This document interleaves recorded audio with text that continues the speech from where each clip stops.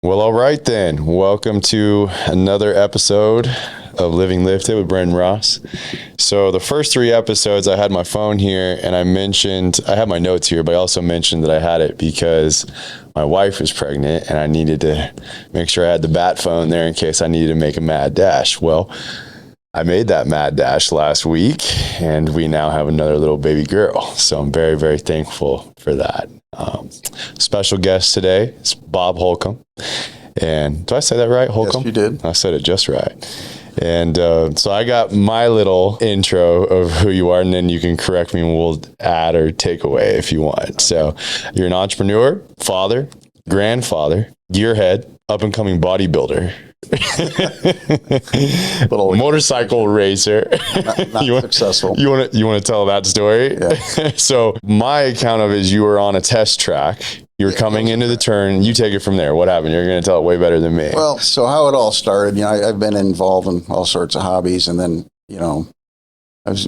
Bill, I'm getting older, so I read on the internet when you get old, you should maybe try something new and, see if you can learn it and get good at it. Okay. So I picked racing motorcycles. Okay. And, I didn't know that part. All right, that's awesome. So that was it. So then family had a little pushback on it. Sure. I said, well, I'm going to do it safely. And so I'm not going to ride on the street. I'm going to get a sport bike and get involved in sport bike racing. Buy a new motorcycle, buy a new trailer, buy a little truck to tow it with. And then I signed up for professional lessons. And this is really short-lived, this experience. So, okay. So I go, and it's a track here in Arizona, Indy Motorsports down, a little bit east of Tucson. And so the day it came, and, I went through the first 3 days, and, it was just me. Like, we started out, and it was a pretty big group, and, so they divide up the groups and say, okay, it got down to well, who's never, been on the track, so I raised my hand. They go, okay, well, I paired me up with 4 other people and 6 people, I don't know. So we get out there, and then all of a sudden that session ended, and they come running over and grab me by the arm and say, okay, you're moving to another group. Because you did well. Yeah, well, I was just too aggressive, for them. So you did well. I have a lot of experience on the track with sports cars and stuff. So, anyway, so we went through the days, and honestly, to me, it was nothing more than track time. The lessons weren't totally there. Right. And then we got down, so the 3 days ended and everyone went home. And then I had private, one-on-one lessons. So that started out. And then that once again turned into well, Bob knows what he's doing. So just go out and do whatever you want. And, so I did it. And so I kept pushing and pushing at the fastest. It's a real long straightaway, and it's turn 3. And, I kind of extended my braking zones and stuff. The time before that, during the days, I was racing a guy down there, and I couldn't make the corner, and I planned my exit, and I did go off the track, and I was safe.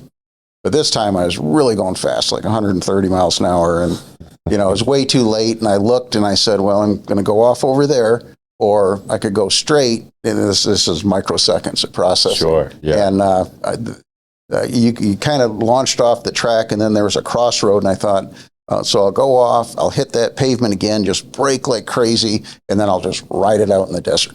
And so that plan, the first part of it, I executed, but it was a bad plan. Okay. And then I ended up going out in the desert and crashing, and kind of got knocked out. So you stayed upright all the way till you got to the desert part, and then you probably started speed wobbling. Exactly. Okay. Uh-huh. So whatever happened, when I came to, I was laying on my back, and I opened my eyes, and it was the brightest light I ever seen, because I was staring straight up at the sun, and I didn't know what was going on. Am I alive? And I just, all of a sudden, I'm sitting there, and then I'm just like, what the heck is going on? And then finally I got to the point where I've got to move, So then I rolled and moved, and then finally sat up, and I wasn't far from the bike. And, but it was only me and the instructor, and there's another guy and the instructor, but I kind of left early at lunch, how when I'm working out downstairs, I'm right on it, so I was doing my track time. Anyways, I was out there, and then it was it kind of eventually got to the point, well, where's Bob? Because Bob's not coming back. He's in the desert. And finally, I was sitting up enough, and then they come racing in the little golf cart, and they found me, and I was okay. And, I ride the golf cart back, and another guy brought my bike back, and it's pretty smashed up. And so I'm in there, and I just apologized for ruining the other guy's time and stuff. Of course you did. And that's you.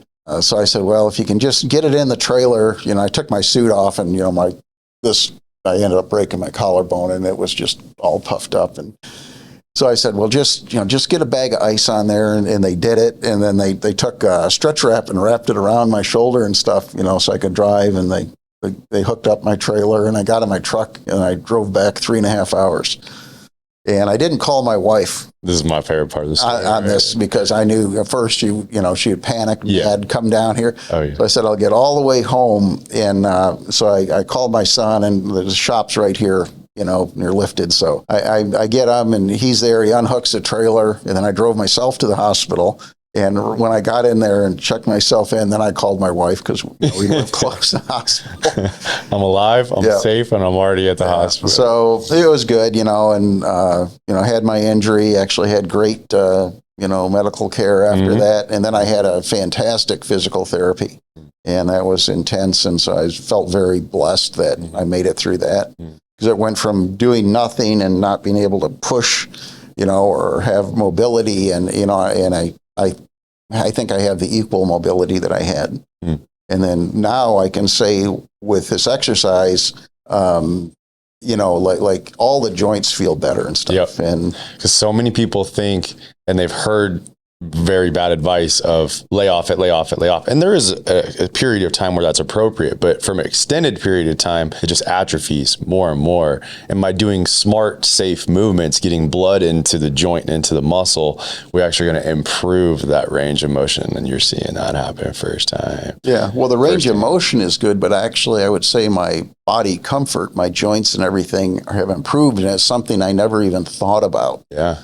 And it's like, I'm getting, just winning all the way around. I love it. I love it. What do you think made you choose? You said the reason why is, doing something new, why motorcycle racing? Why was that your choice, you think?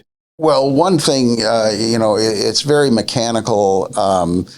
Like the motorcycles, like you're buying almost like Formula One technology, with the sport bikes. And, and I was always involved in cars and engines, and that was, part of my business at one time.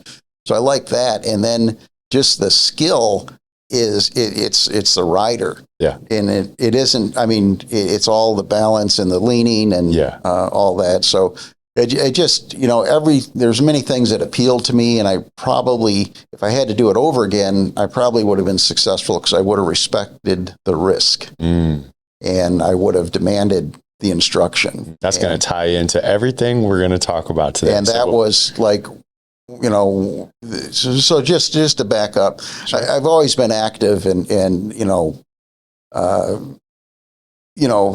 had mobility and some strength. And then I had this wreck, and I went through excellent physical therapy for like 6 months, and then things changed a little bit, and I stopped, and then I got very involved in my business, like way buried. And then I went through a period of 1.5 years before I met you, where, it was probably the worst I ever was in, health-wise, as far as, that. And then, of course, through our mutual friend, Perry, I met you, and I'm thinking, you know what, this is just perfect for me, because, we're neighbors. It's a short little session. And so it worked. I tried it. And then, I feel very lucky. I do too. I tell Perry, thank you all the time for introducing us, because I really enjoy you. Let's back all the way up. Okay. Tell us about your childhood. What was it like? Childhood. Well, I was mom and dad and 4 kids, and I'm the youngest. Spread of 10 years to my oldest sister. To me being the youngest, I have a sister that's like 18 months from me. And so it's almost like 2 families. My oldest sister, my brother, who was 8 years older than me, and then a sister that's close to me. And honestly, looking back on it, it was just a bubble that I grew up in. I thought the whole world, was exactly like that, and didn't travel outside my bounds. Grew up in Michigan, and right next to Detroit in Redford Township, little blue collar community. The elementary school was in the neighborhood, the junior high school was, the high school, and then all the siblings went to the same schools, so, academically, I, was compared to them. And so it was good. And, I honestly didn't look outside my boundaries. This isn't related to how I grew up, but just the funniest story between how it was then and how it is now. Sure. My elementary school was probably like a half a mile away or something like that. My brother would always I ate it up. He would always, tell me things. And so he said he used to run home from school in 2 minutes. And so from kindergarten all the way through 6th grade, that was my goal to do it. Of course it was. And then, after, I kind of got out of that, he goes, no, I was just kidding.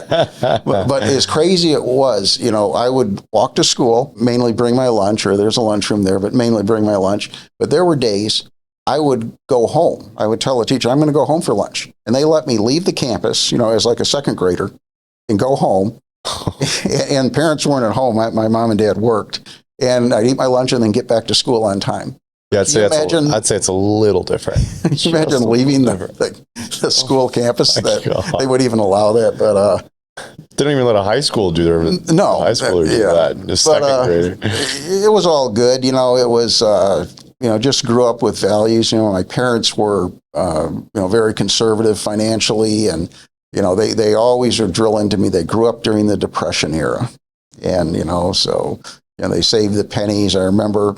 And they were, my father was his trade was he was a printer. He printed, like envelopes and whatever that industry was. I never got involved with it. And my mother was a bookkeeper, and she went to work when I was in kindergarten. Okay. And I remember her getting in the car and crying that she had to leave and stuff. But it was, they never had money. But I remember when I was 10 years old, my parents paid their house off.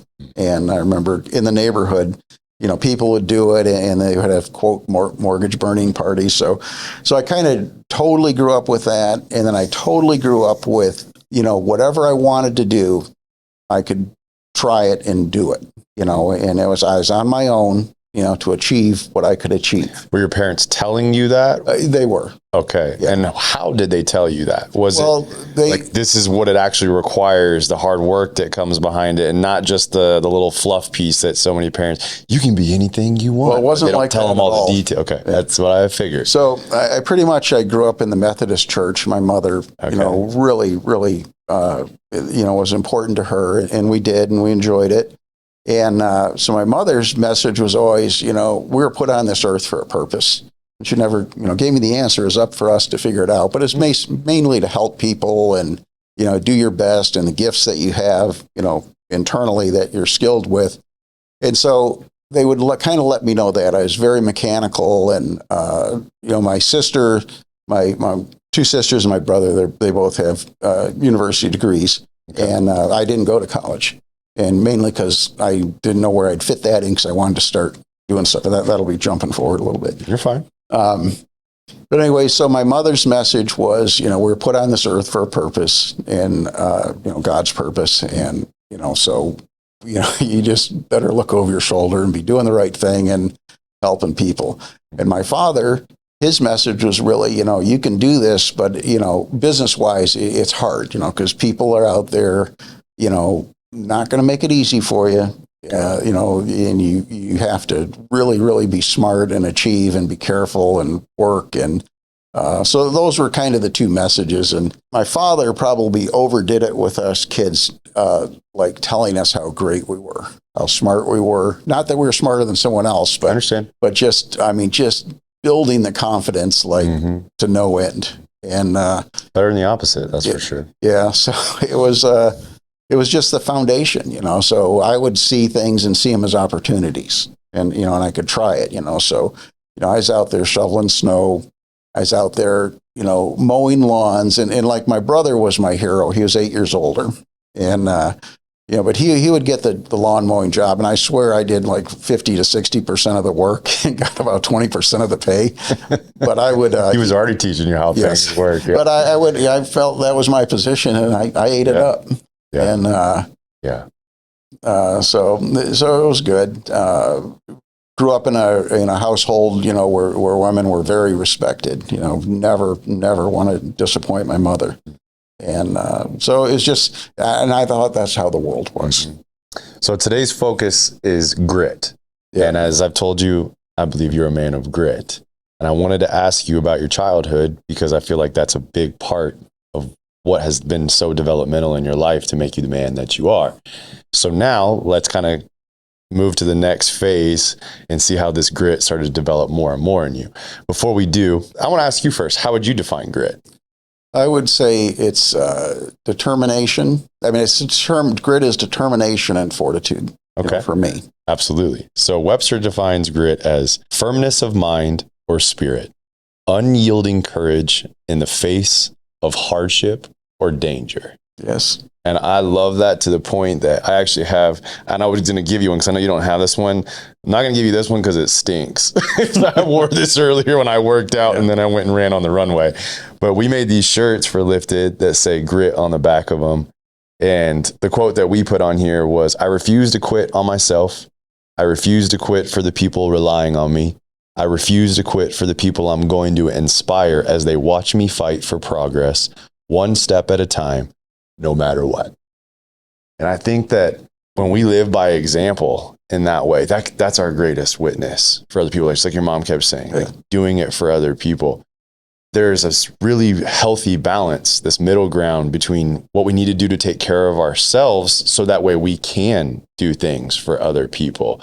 And self-development is not selfish if the reason why we're developing ourselves is so that we can be better for other people. Yeah. Well, so how did you then get into, because I want to talk about the Porsche racing days. What kind of led into that? Is that what you jumped into before? Because then the next thing I want to talk about is what you got going on now with your business and how it led into that. Was there something I'm missing there between the rate? Like, how did that come about? No. And if you never went to school, how the heck did you end up getting to do the things you did with Porsche racing? It's funny about the grit and the down. Just one thing about my mother, like when we were kids, we weren't allowed to get sick. I mean, it was a disappointment. And so because I think you were just starting on it, and I wanted to interrupt you. Like why are you taking care of yourself now? Because it's my responsibility to be able to provide, and I need to take care of myself. What did it look like being sick as a disappointment to your mom? What does that mean? Well, she just like it just, we were supposed to be healthy, and it just, maybe it's a little too complex, but I'll have to get back to that. Okay. But I just wanted to tell you, I guess I interrupted. You're fine. Because of, what are you getting out of it? Well, I do feel better, I look better, but it's also my responsibility. Yes. So that what you see in the mirror and the way you perform in there, those are the bonuses. Yeah. That self-respect, that self-discipline that you develop by going through the paces, going through the rep, that ends up turning into healthy self-love. Yes. Self-love today, to me, is so incorrectly defined as just doing whatever makes you happy. Right. Most of the things that you do that make you happy will end up leading to a place where you're not happy. Doing the hard things now that are good for you, you end up being happy down the road because you feel really good about the fact that you did things that you didn't want to do because you knew they were good for you. And that self-discipline that then turns into that self-confidence of knowing, all right, when things get hard, I don't quit. Right. When things get hard, I'm going to keep pushing. And I see that in you so many times, even just when you're talking about your business, the way I see you work in there with me. And so that's where I want to now transition, is how you started to take that and apply it to life skills that you use to make a career out of it. Well, I think the determination, was always there, but actually the sports helped me a lot. The one I gave the most dedication to was wrestling. Okay. And it was like, it got all the preparation and but when you got into the match, it was like what went through my mind is, I have no idea what that person's talents are, what their strengths are, if luck's going to happen. And so it was just survival. So survival is also a big thing for me, is,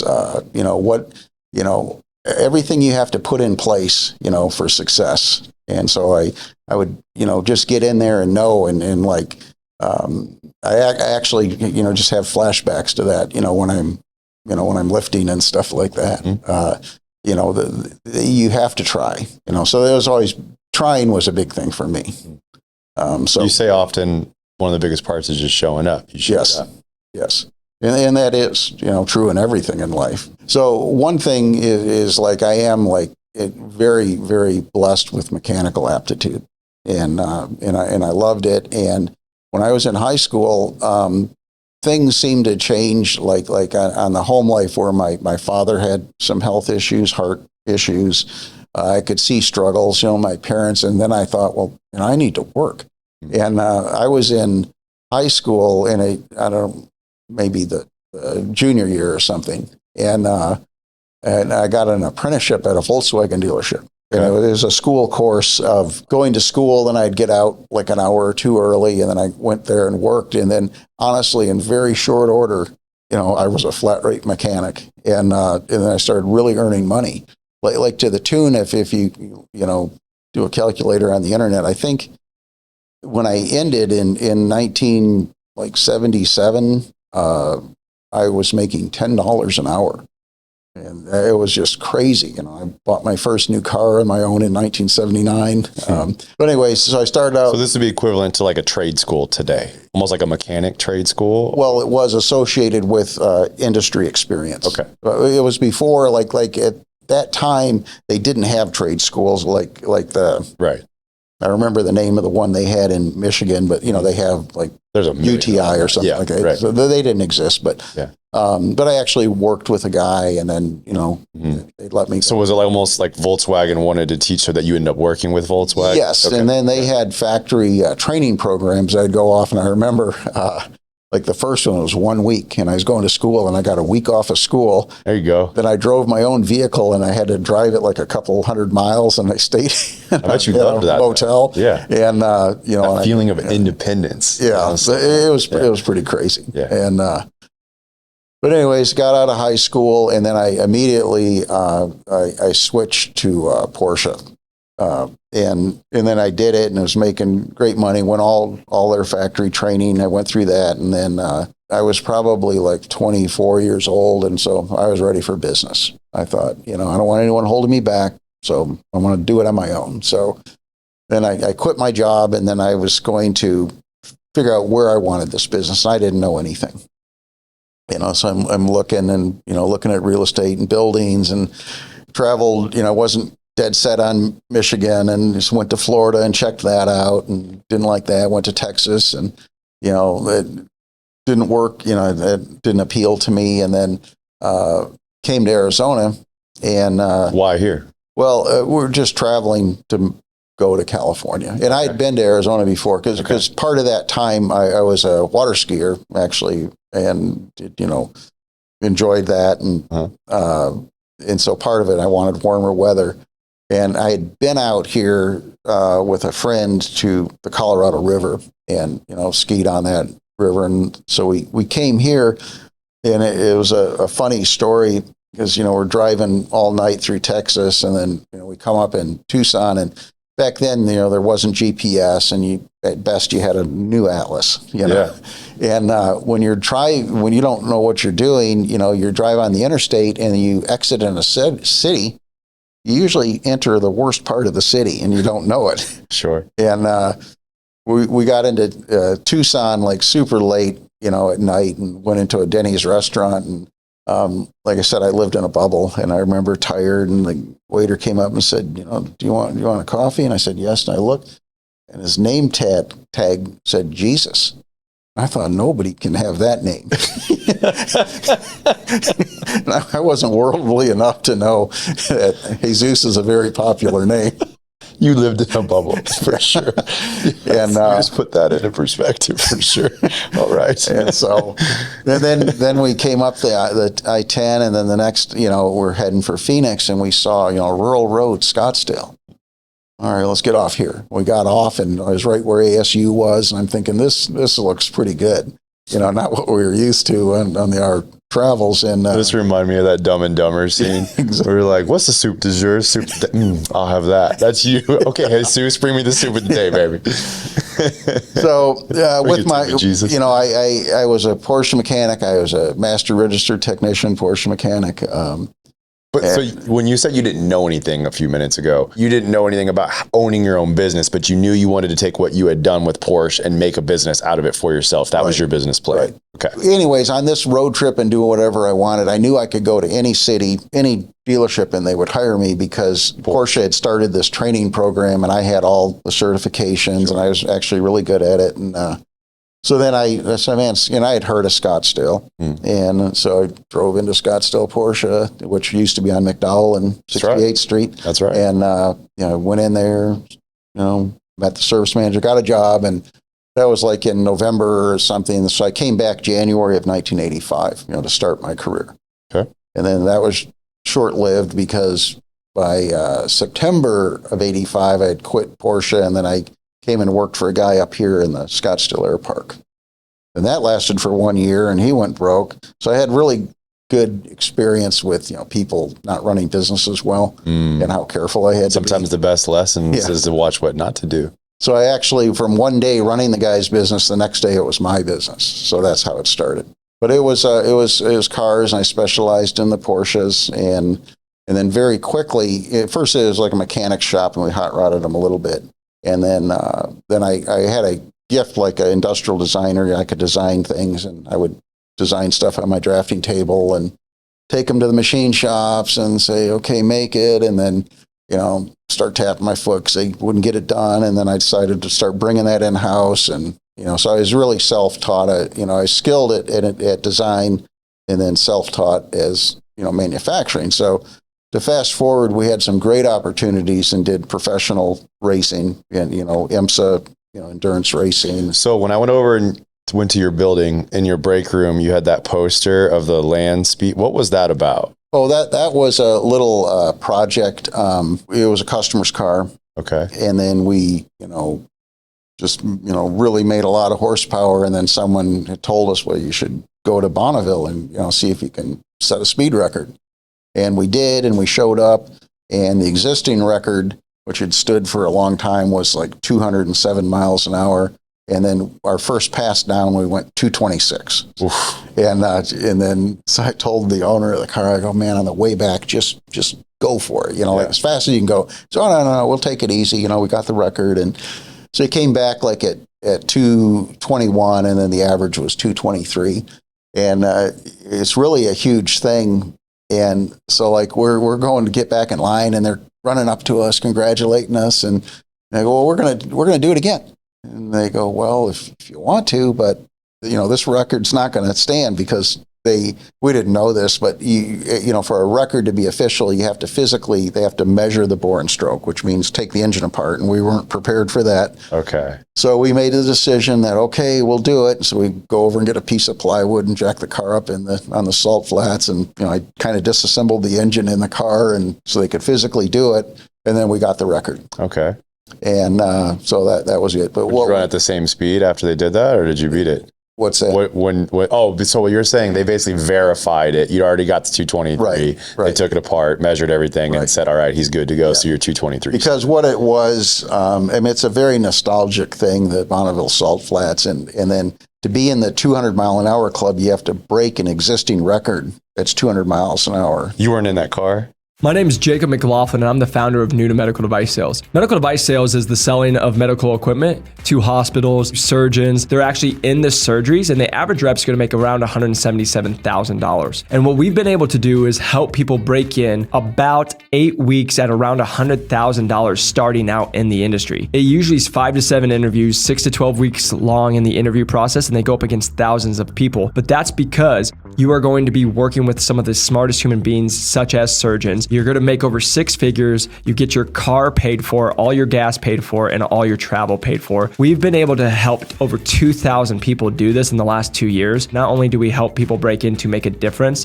and change other people's lives, they also get to change their lives. If you're interested in helping people and you're interested in financially becoming free, we can definitely help you. And I think you should check out New to Medical Device Sales, our podcast, while you can also click the link where you guys can learn more about what we do at New to Medical Device Sales. I absolutely love Brenton. I thank him so much for what he's doing for all of you, and I hope you guys keep enjoying the episode. No, I didn't drive it. The owner drove it. Have you ever been in it going over 200? I have. I've never gone over 200. Well, now it's not hard. No, it's not. Back then, I've been right there, but I've never. It's on my cars, I can but tell I've you forgotten that same car was on a Road and Track article. There's other cars, but it's on the cover, and it was called "Gathering of Eagles," and it was probably done in. I mean, you could probably look up like the June or July issue of 1988, or maybe more in the spring. But I wish we were at Rogan's level, so the guy pulls it up on the screen right now, so we could look at it. But anyways, so it was. They gathered like a Callaway Corvette. It was our Porsche.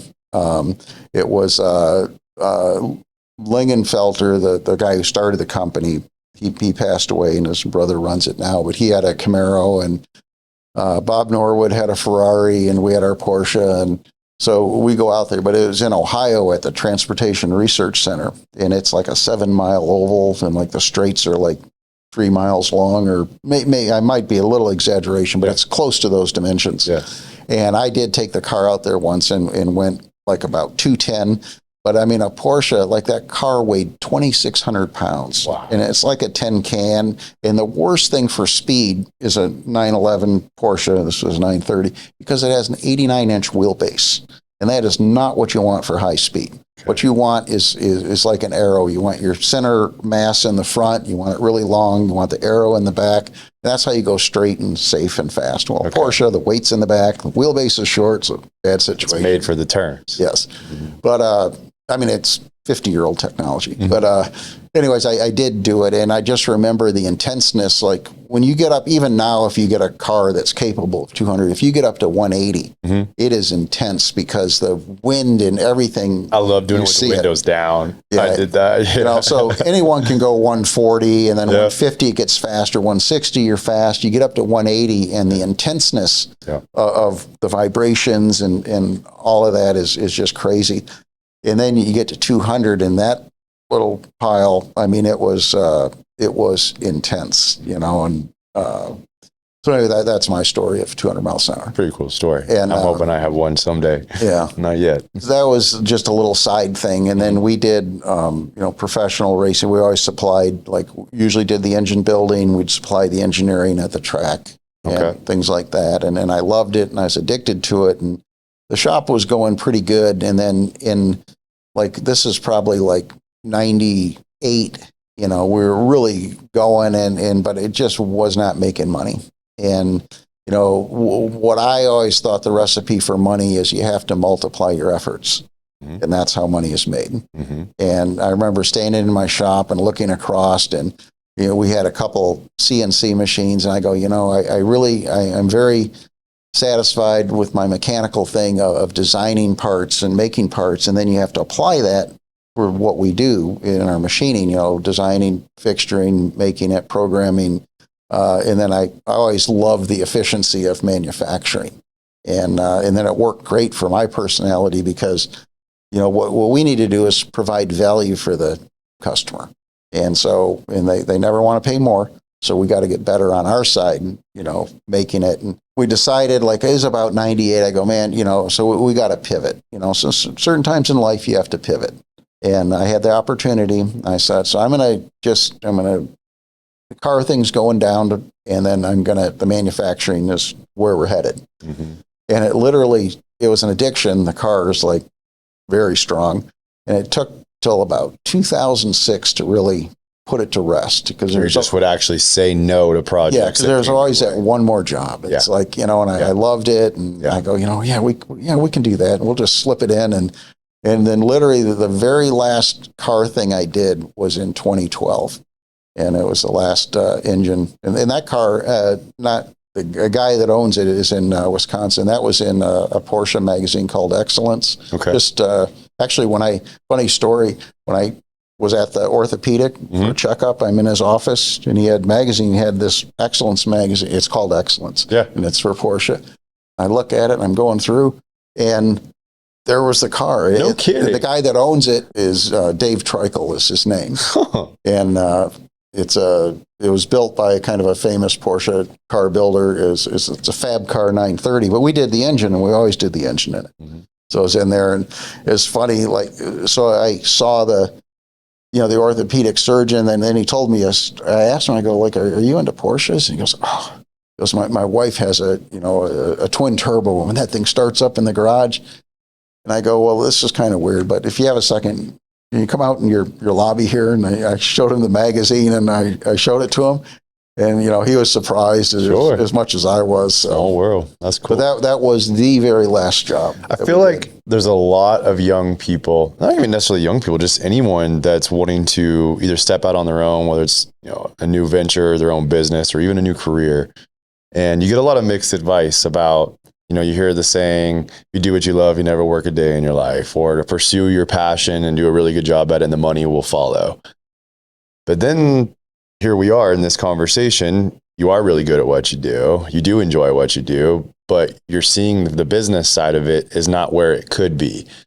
What motivated you? What got you finally to that point to say, all right, no more cars, and to step into that business side? What was it that was propelling you to do that? For me, and this doesn't, apply, to everyone. It's going to be case specific. But in my case specific, it was really focusing on, how do I make more money? And it was by multiplying your efforts, and that was mine. And then, so my recipe for it was, I was really skilled, and I was the micromanager.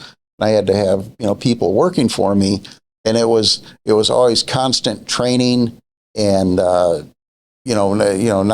It was just too much. I couldn't, scale it up. But the production manufacturing, I could scale up because I could take my efforts and do the important things to get it going, and then then there's automation to continue it from there.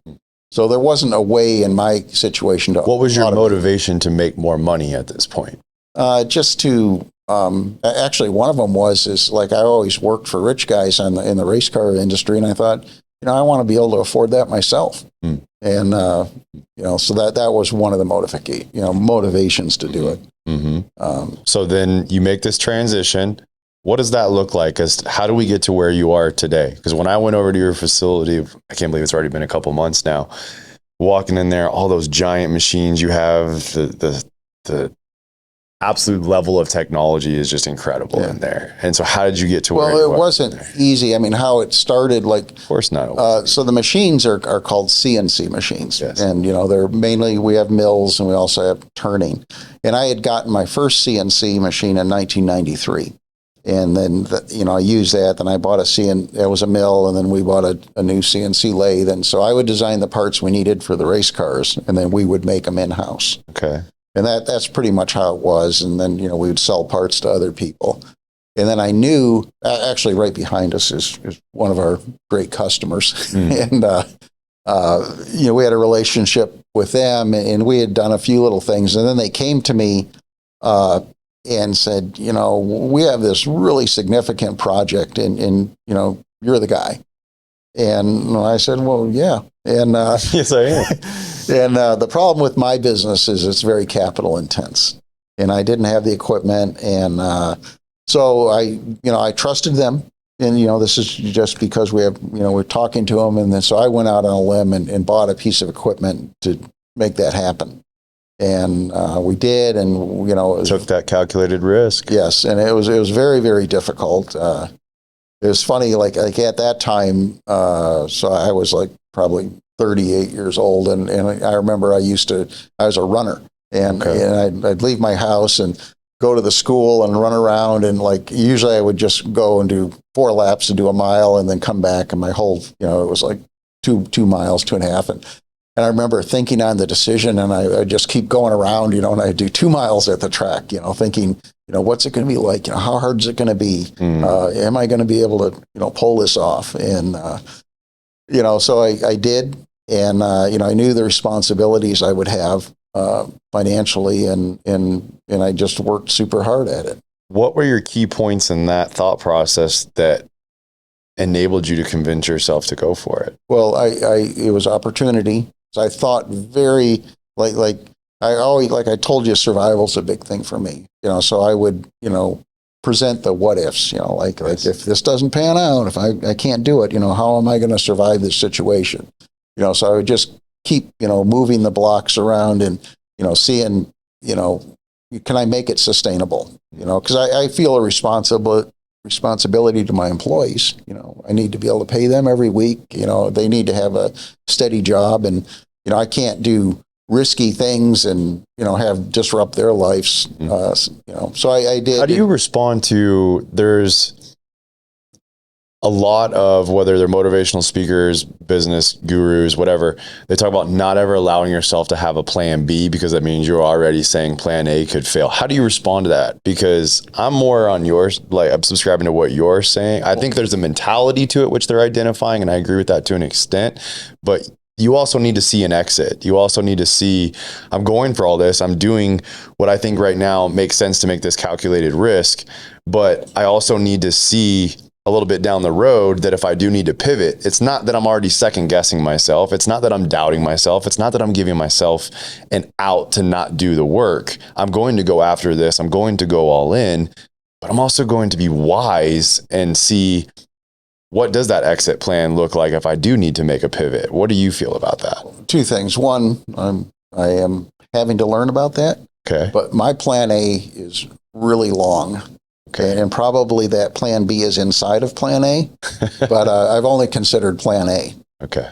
But I do consider all the contingencies. I like that. So what you're saying is a pivot wouldn't necessarily be like a random plan B. It's still part of A. It's just A has evolved a little bit. And so you could take the machinery that you just took a risk to buy, and you could use it to do different things if needed be in order to make plan A still. Yeah, it is like that. Gotcha. So where I'm at now is, financially, I've probably exceeded, my expectations. But I do really like working. You do. And I would like to contribute to the business. My son works with me, and he's just taken things to a different level, and I did it the hard way. And, and I was good at it, but he's doing it on a very, very high technical level. But there's talents that he doesn't have, that I definitely had, to build it, and things. So, my fault is a micromanager. And so I'm pivoting. I have to pivot away from that, but we're at the beginning stages of this right now. And what I'm into now is the pivot is to be sustainable. And what does it need? Well, it needs, a few more, pieces of the puzzle than we have now, because I'm kind of like all the border pieces. They're pretty simple, but we need to get some of those, center pieces, filled in and things like that. What's the motivator for that? That I want to participate for maybe 10 years and contribute. Okay. And it's not, I won't be able to pull it off, the way I've done it for the last 38 years, because of, being all in and, because what is happening, and I could change and be more disciplined at it, but probably what the reality is I like to do the stuff I like to do, and I procrastinate on the things I don't like to do. And it's not fair. That's for the very company. good self-awareness and humility there. Yeah. A lot of us don't, especially when you're successful, you can cover that up and say, right, I'm going to do what I want to do because look how well it's working. But you're humble enough to still admit that. And it's definitely not fair to the business or the employees. Correct. Correct. So that's it. So my next phase is sustainability. Okay. And you see by what he's bringing in from the technology side of things that helps create more sustainability going forward. Absolutely. Because what got you here isn't going to get you where you want to go, especially as everything around you and your environment continues to change. Like what he went to this week at that trade show. I'm sure that trade show looks a lot different this week, what he saw, than when you talk about all the years you look forward and went to by yourself. Correct. Imagine taking yourself 15, 20 years ago, picking yourself up and putting in today's trade show. Yes. It's like a futuristic space movie or something. And then, analyze myself is like, honestly, if I had the zip and drive, and mainly it was survival, from, 20 years ago, I would be at that level. The same that Mitch is at, but it's like, on one hand, it's gotten too easy. And, I don't have the same, pressures and things like that. So I'm really analyzing. It's just like, I'm the one, not being fair to the business. So you thrive on the challenge. Yes. You thrive on the pressure. So because you got so good and adapted to being able to operate when things got difficult, instead of looking for the break of when they get easy, you started to really thrive and find pride in being able to do things and continue forward when things get really hard. Something that really stuck out to me, and I can't remember who said it. I was on my resistance bike and I was watching this video, and a lot of times I'll just watch different entrepreneurs or business people or podcasts or whatever, and I just listen as I'm going. And he said something that stuck out to me so much. He said, if you go to work or you go to your business and you give it your all, and then you do it again the next day, and then you do it the next day, and then you get to a point where you realize that how much work you've put in really hasn't even produced the result have not gotten a reward you want out of it. There's magic in the ability to go back that next day and give your all again, even though you have not been seeing a payoff yet, knowing that it is going to at some point based on your belief or your business plan or your plan A. But so many people, they'll do it for a period of time. And that motivation's easy when things are good, when you have that high of a new idea, that high of a new venture. But then when things start to drag a little bit and you don't see the results that you want to see as quickly as you want, or even over a long period of time, how many people can implore that grit there and at that point and keep going? I think that's a major differentiator today. So what advice would you give to young people today? Well, the way I usually do the conversation. I keep saying young people, and I apologize. Anybody that wants to do something in that context. We're never too old to do something. I have no idea on the success of my deliveries, but I always think well, let me do an analogy, because I'm thinking that's how I understand things, and I don't know if anyone understands it, but like when I got down there, I started like second or third week of May. Okay. And when you say down there, you mean in my gym? Yeah, yes. Yes. And, I'm definitely not in shape, and I'm technically kind of old. Technically kind of old. Okay. But it's like what it gets to me is like the challenges of like you have nothing and it's one foot in front of the other. But like what I would tell, well, what was it like for you? I would say, well, it's like saving money. It's so frustrating. It takes so long. But, and you're talking to some, because most people have zero, none. And I said, well, could you save $20 a week? And of course I can. I go, well, if you did that for a year, you'd have $1,000. And who has $1,000? Nobody, and I don't know if that hits home or not. But then the way I'm thinking about it is like when I'm down there, and I start, I have to do it tomorrow. I have to do it the day after tomorrow. Yes. I have to do it the day after tomorrow. And then I would say, like right now, I'm 4 months into it. And now it's like, okay, now the bank's giving me a little bit of interest on my money. Yes. And then pretty soon interest is going to be compounded. Yes. And, you have to have patience and determination, to stick with it. Mm-hmm. And I'm not doing it, to look like you started, like a body, whatever humor you said, but it's just like, honestly, at my core, it's my responsibility, for whatever path I'm going on, what God, has intended for me, I have to be healthy, to be able to provide. Taking care of what he's given. Yes. Absolutely. I give a lot of I call them my meathead examples to the gym, but I like how you correlated your example to money. And that goes back to what I was asking about when you go in and you put in the hard work, but you don't really see the result yet. You don't feel like you've accomplished a lot yet. And then it's really hard to keep yourself doing that. What you said about, can you save $20 that week? You're exactly right. It feels so minuscule for such a long period of time until it finally gets to the point where it is worth it. And that is just like the gym, especially like people who haven't trained very often or in a very long time, or if ever, they see a lot of what we call beginner gains because the body is not used to moving. You're not used to being, whether it's strength training or even cardio, and they get pretty quick results. They see something. They're miserable because it's also new and they're sore and they have to now develop the mental disciplines that go along with it. But there is a gratification. I am glad it works that way because they do see a little bit quicker result than normal. And then a lot of times they'll kind of see a plateau. So everybody's different, whether it's a couple months. I mean, it's based on the intensity of the training, the style of their training, or it's a year or whatever. And they can get kind of frustrated because now they're not seeing things progress the way they were at the beginning. And then that's often a time when people now start to fall off instead of just sticking with it, or they're not willing to challenge themselves in a new way by upping the intensity to break that plateau. To me, that's why that's such a great example, because it applies to basically every single thing that we're talking about. Is there's going to be, it's almost like that you talk about it all the time, like how the curve works. Like you might be kind of in this section and then you see that and then it kind of levels out and then you see it again.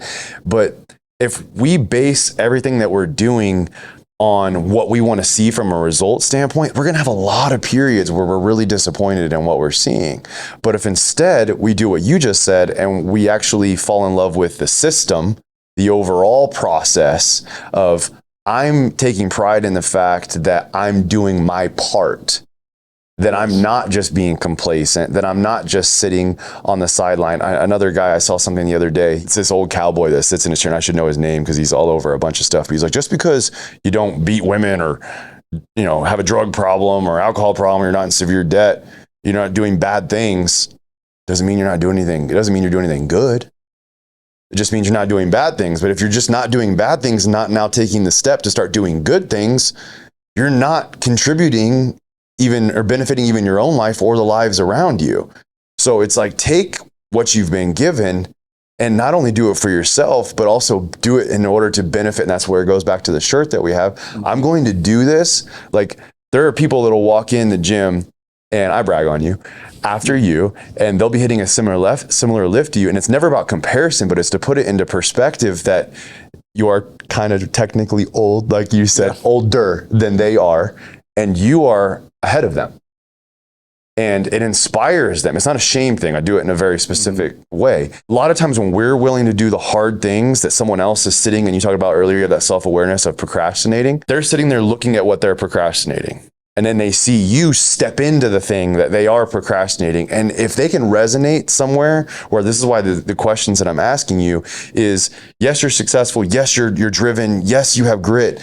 But it took a lot of time and different examples and even failures to develop what's made you successful, what's given you the ability to push through difficult times and get to that point of success. That if they can resonate and relate with what you've gone through somewhere at some point, and I'm so glad you were willing to admit that you do procrastinate, because most of the time people see a guy like you and they're like, well, that guy doesn't deal with procrastination. There's no way he could, because otherwise he wouldn't be where he is. Right. And so if someone else who deals with the same thing as you can identify with that, but also see now what it is produced by you stepping into it and changing it and facing it and doing something about it. That's what my hope is with this show. That's what I want someone to hear and say, okay, if I can do that too. It might look completely different than what he's doing. It may not even be ever to the level of his success, but it's going to be at least to get them off the sideline, to stop being complacent, to stop procrastinating, and to step into something. So that way, at some point, they will experience momentum. That momentum, like when you come in on certain days and you're like, I showed up, and then by the end, 10, 15 minutes later, you're putting your paces in. I see it.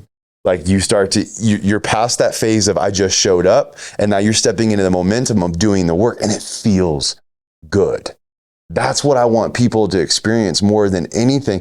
If someone gives you, whether it's the money you want or the car you want or the family you want, and yes, be thankful, but you're going to appreciate it so much more if you had to go through the trenches, had to go through the difficult things, had to push yourself to do what you didn't want to do when you didn't want to do it in order to get to that point. You appreciate it more. And it's not because it's more valuable to you because you've had to gain the perspective of what it took to get there. And I don't want to label anybody, but I feel like it is very prevalent today that that's missing in a lot of cases. That a lot of us are after very, very short-term gratifying plans. It's like, what can I achieve this year? Well, what if my plan's 5 years? What if it's 10 years? And what if the actual overall plan isn't even what the end result is over a year? It's how much it changes me. Like I'll be the first to say I have failed in many things, many, many things. But where I have won in those failures is how much I've been able to learn from them and how much I've allowed it to change me. I'd say one of the biggest things in that is that my fear of what other people think of me failing, that has diminished greatly. And that's one of the biggest victories I have in my life. Because if we live in a mindset constantly of wondering and fearing what other people are going to think of us based on every move we make, everything we say, you're living in a prison. And it's a self-imposed prison that we've put around us by thinking all the time on the terms of what are they going to think of me if I do or say this? If we can just let go of that and step into the freedom, like when Mitch was on this show a couple episodes ago, we were talking about that. He was at like a high school dance or something. And I thought it was so funny that that was his moment and when he registered for him. But this song came on and he saw how much fun people were having. And he realized if he would just let go of his fear of what people would think, he could step into the same enjoyment as them. That plays in business, that plays in your sports, that plays in your life, your relationships, in so many areas. Yes, we want to handle ourselves with respect and dignity and social awareness with other people, but we can't put ourselves in this box constantly of what are people going to think if I fail? What are going to people think of what I do? And just allow ourselves to just go for it, to take that calculated risk, as you said, and to learn from when we fail and to start growing through that entire process. And to me, you know, I would say because I want to ask you this question, I'm going to ask you, what advice do you wish someone would have given you? Okay. And whatever phase you want it to have come in, any time of life, and that might even be several things. But for me, I wish I would have started to really let go of, I call it the performance-based identity that I had created for myself, that I had to be ultra successful or had to be super tough or had to be respected in a way because of what I accomplished and all those kinds of things. And more so focused on, okay, who God, like what your mom said, who God created you with gifts and something for you to do or who he wants you to be. If I could have rooted my identity in that much sooner, I actually feel like I would have been more successful in a lot of the other things that I did because I would have been rooted in the right reason and my motive would have been in the right place. So what does that look like for you? What advice do you wish someone would have given you and when would that have been in your life? Well, I would think knowing like if I, had do-overs and things like that, it probably would have been, team building. Because I was always very independent and I always thought I did. So now, I really have my eye on team building and then me being responsible to the team. And that's how I come in here and make it through a session, because I need to be accountable, to myself, because my team is what I can provide on the outside. But I just, we have to talk about the exercise. So, but that's what drives me. When I'm doing it, it isn't, I have to be healthier and the rewards are just get piled on, when you put in the effort. But anyways, going back, I think, I see, the family's very important to me and then it all comes around to team. So if I did the business, if I had to redo in business, instead of thinking I was the only person, that's going to be, the reason for success. And, I would have said, I would have got more people alongside me and trained them and helped them. And so that probably would have been it to have a better. That resonates a lot with me. I can own that for myself as well. And if I had to then take the next step of ask myself why I didn't do it that way, I think for me, it came down to trust, lack of trust. I had been burned in several scenarios. So then it got to the point where I'm just going to do everything on my own. I don't trust other people. I can't rely on other people. But that's also, again, that's not a way to live life. We need to implore wisdom and be very selective of who we do business with or bring on, or who's a part of our team.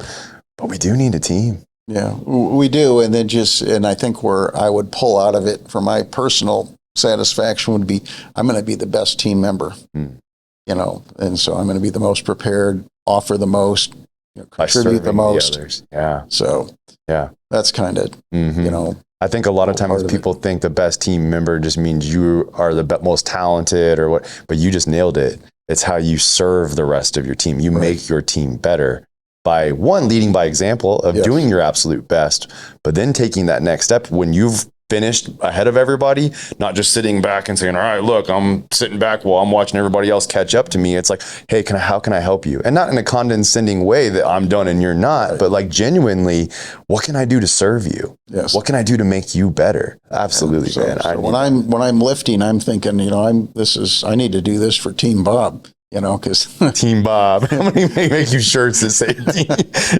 Team Bob. So what does legacy mean to you? Legacy is sustainability. It's like we're talking about business in general. Yeah, you can take it wherever you want. But we'll start with the business, because legacy, when you move over to the family level, is huge. But business wise, it's like where I see myself at right now is I did it, I accomplished. I could quit this afternoon and be financially good, but that's about 70% for me. The last 30% is going to be, can I build something that's going to last?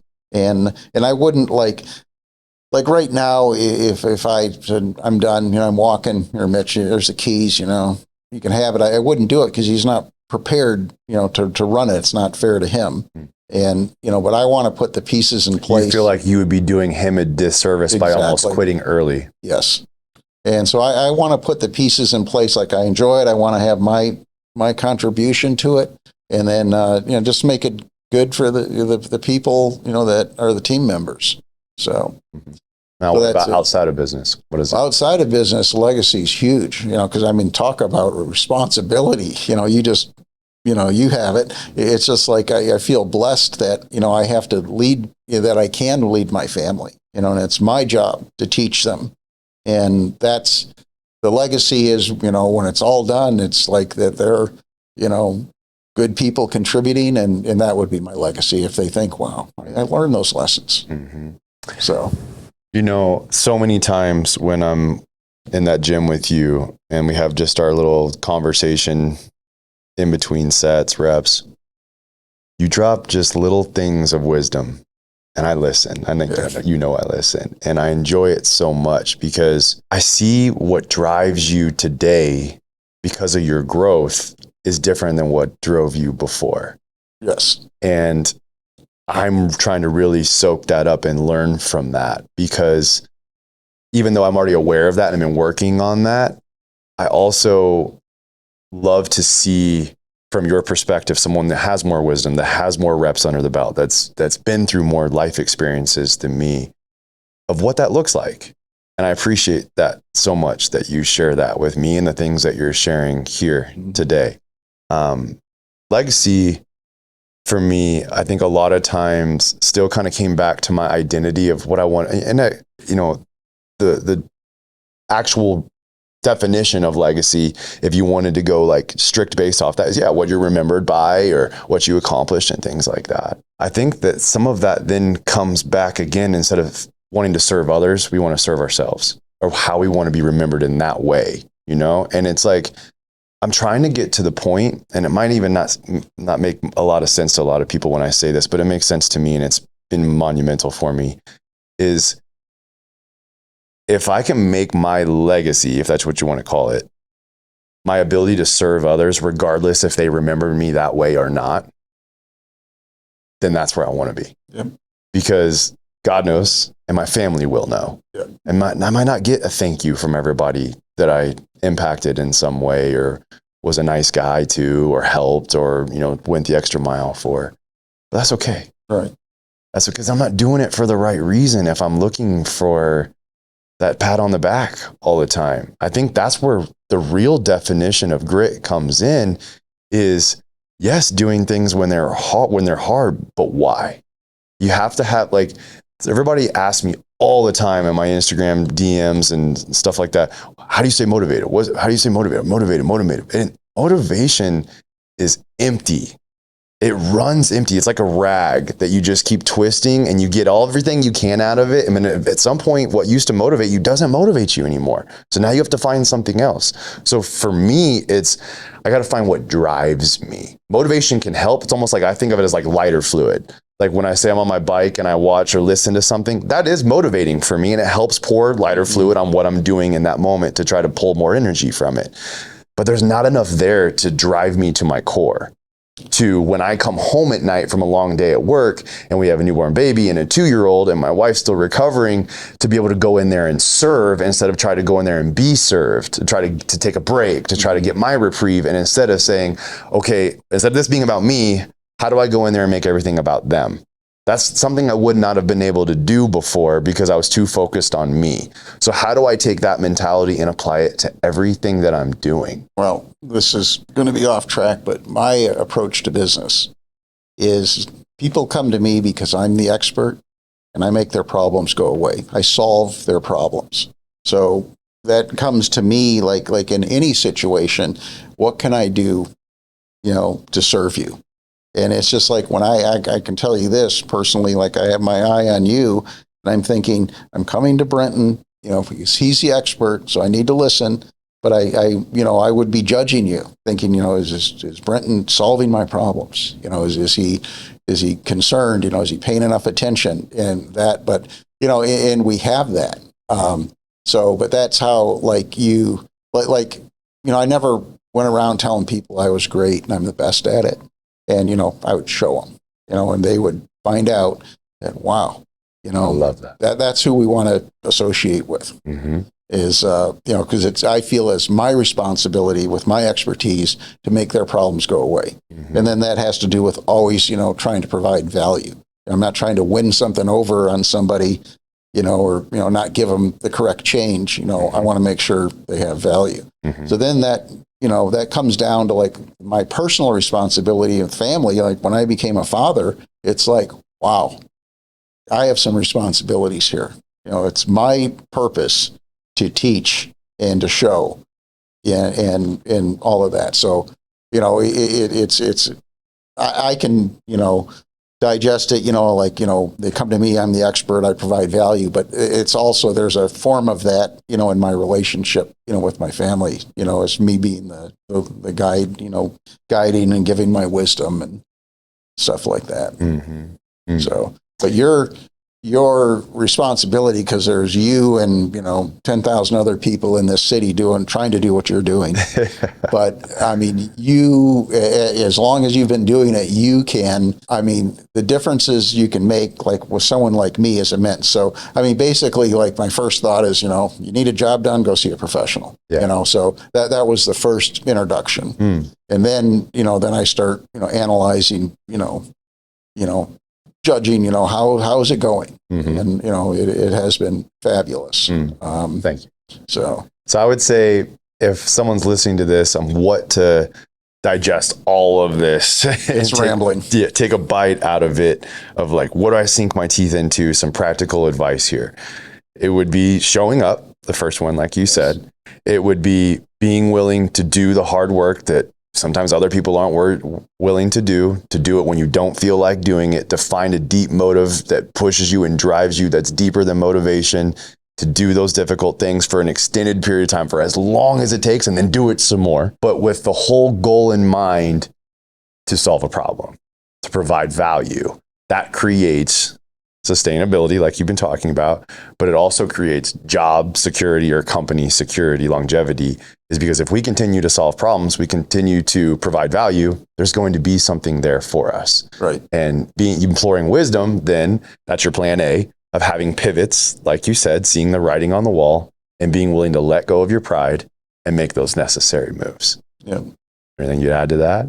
Well, just if we're circling back to, training, it's just probably finding inside you, why are you doing it? And then what's going to be sustainable that you're going to keep doing it. We all know it's a good thing, and anything, so you have to have it fit into your life, and have the right reasons for doing it. I love that you said that, because to be transparent, I do intentionally try not to constantly give Jim examples, but you did it, so I get to build off that a little bit. When I first started, it was rooted in anger. I was angry about some things that had happened in my life, in my childhood, sports, different things, the way people had written me off or treated me or whatever. And then my brother dies of a drug overdose. And between booze and the gym, that's how I dealt with it. Sometimes a combo of the two, which is ridiculous. But I would go and I would ego lift, and I would just lift angry. And I saw a lot of the results in the beginning. And then I started to get a little attention by what it was then starting to produce. But that anger had ran so deep. I'm going to prove everybody wrong. Nobody can ever overlook me again. Nobody can ever punk me, or I'm going to be bigger and tougher than everybody. And it fueled me for a long time, but it also was a cancer. Because there were so many, and I used to work out sometimes 11 o'clock, 1 o'clock in the night, 1 o'clock in the morning, and I couldn't even burn it all off. I'd still go home at 1:30 in the morning angry, and I would take it with me into the rest of my life. And so then I started to get some traction through my social and started getting more attention. And it was like, all right, now I want everybody to know I'm the fittest or look the best, and I'm going to show everybody, and I love the attention. And even though I was conscious of it, I still started to drink that Kool-Aid a little bit. And then I had to learn how to let that go. And now what drives me is I got my girls on the background of my phone. I got my little baby girl laying on me and my other little girl next to me, and then our dog's next to me. My wife should be in there, but somebody had to take the picture. And I look at that. And I actually, and this might be a little bit far out if you're not a Christian or you're not religious, I think about when Jesus is on the cross. And I think about when he specifically, every time I watch The Passion, when he says, Father, forgive them, I'm in that moment watching that and I'm angry. I want to rip those soldiers limb from limb for what they're doing to him. But instead of him getting angry, he's sitting there and he's praying for them, forgive them for they know not what they do. And that's where I go now to that's my motive. That's my why. And all the results of whatever else happens and comes of it, great. So be it. But my why remains constant now. It's going to be, I'm doing it for my little family. I want to be healthy. I want to be an example. I want to be around. I want to be an example for the other young men and women, or of any age out there, that are watching what I do and the things that I put out. And it's not so that you can look like me. It's so that you can do what I've done in order to look the way I do, but to then put those self-disciplines into the areas of your life that you have been procrastinating, that your self-discipline has been lacking. Because there are so many times we want to take a shortcut today. Shortcuts today is, businesses are completely built on providing shortcuts. And some of that's good from an efficiency standpoint, but you're also missing out on the magic of what you learned along the way of doing the hard stuff, of doing the work. And yeah, be efficient, but don't be afraid of the hard work, because that's where again, I talked about earlier, that's where that self-discipline, that self-respect, that self-love comes from. And then we can share that with others. When people work with me from a coaching standpoint, and I'm on the phone with them, I say something in the beginning that they're always kind of taken off by. And unfortunately, because there is so many disingenuous people or scenarios out there, they kind of are a little bit skeptical. But I say, my goal with you is not retention. My goal with you is not to make you need me forever. My goal is to teach you the tools that have made me successful in what I'm trying to teach you. So that way, at some point, you not only don't need me, but you can teach the people around you. That's part of legacy. At some point, they're not even going to be mentioning me when they're teaching someone else, maybe the first generation or whatever, but I'm hoping it's 9 generations down the road and they have no idea who I am, but that's still being taught and it's still making a ripple effect in other people's lives. Yeah. Last question for you. Okay. If you could have, and I ask everybody this, if you could have a billboard on the 101 right here at Scottsdale Road, one of the highest trafficked areas in the valley, and you could have one phrase on there and then it says Bob Holcombe at the bottom and your face on there, what would it say on the billboard? What would your billboard say? I think it would say create value. Create value. In what sense? What do you mean by it? What do you want them to think of when they read that, when they're driving by? They can go so deep on it. Create value can, being nice, letting somebody in, doing a better job, treating people better. Mm-hmm. So it would be like that. That's an excellent way to say it. Yeah. I think today, because you hear that phrase, create value. I mean, we've even talked about it today. It usually comes back to a business or an entrepreneurial mindset. But what you're saying is it's seeing value in other people, create that value in other people's lives. Because, and I've mentioned this, I think it was on the first episode that Jacob was on here. One or another one, if I got that wrong, I apologize. But there's an author, I think it's John Maxwell. He talks about if you see someone that's sick, you want to heal them. You see someone that's broken, you want to fix them. You see somebody that's hurting, you want to help them. But if you see value in somebody, you want to serve them. Yes. It's not about us and our ability anymore of what we can do to help them. It's just truly wanting to serve and create value in their life to make their life better. Giving. Yes. Giving. So I maybe need to think that through so people could understand it, but I put you on the spot. That's inside me. That was my goal, to put you on the spot. And I love the answer. So thank you so much for doing this with me today. Like I told you, and I said in the beginning of this, you're a man of grit. You're a man that I'm very thankful that Perry introduced us, and I always enjoy our conversations. And you were mentioning earlier about learning when you go in there. I remember the day you showed up and you walked in, you go, I was driving over here and I decided I was just going to keep my mouth shut and do what you say. I'm never going to forget that. I loved that little moment. Yeah. So. Well, I mean, I just think you should, have a shirt that says, I'm the trainer. Yeah. It's your job to listen. Yeah. Each person, as you know, is very different. And what makes them tick is, and that's part of what I love about what I do is really understanding what's going on with that person and what will actually drive them to do what I'm asking them to do instead of me just beating the it talk into them. is the easy part. It's just like if we have a conversation 10 years from now, we'll have something to reflect on. So it's just, I'm feeling pretty sure we're going to stay on course. I'd bet on it. I bet on you all day, every day. Yeah. That's for sure. Thank you guys. That's going to be a wrap for this episode. We'll see you next week. Okay. Thank you.